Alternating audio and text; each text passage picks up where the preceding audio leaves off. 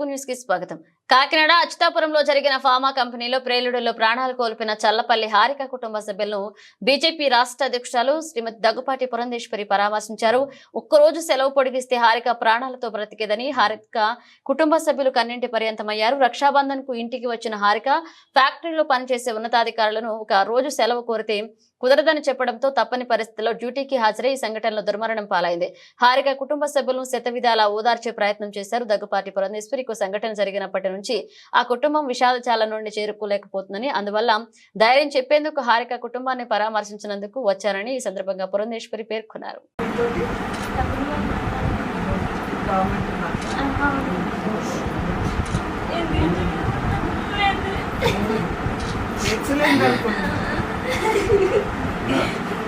బంగారు బొమ్మలాగా ఉంది బాబు, బంగారు బొమ్మ అండి. ఇంత జుట్టుగా ఉందండి.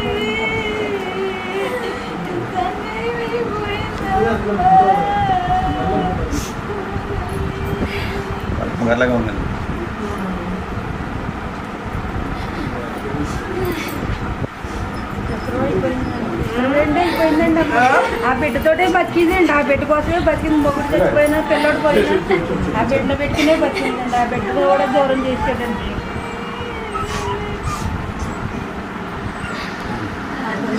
చిన్న ఆశ ఆ బిడ్డనే ఇచ్చేవాడు కంపెనీలో.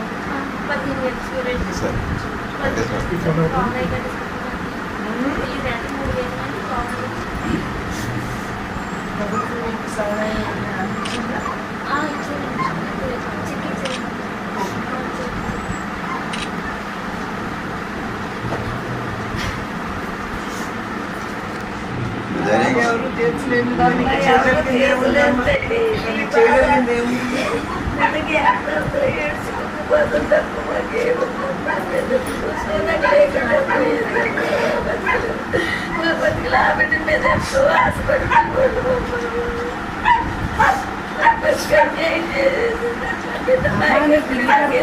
మనం ఫ్లాట్ కొనుక్కుంటాం. అక్కడ విశాఖపట్నం వెళ్ళిపోతానని వెళ్ళిపోతాం. ఈ మధ్య దీనికి పిచ్చేసిందండి. వెళ్ళిపోతాను బాబాయ్, నా బిడ్డ ఒకటి ఉంటుంది వెళ్ళిపోవాలి అనుకునేదండి.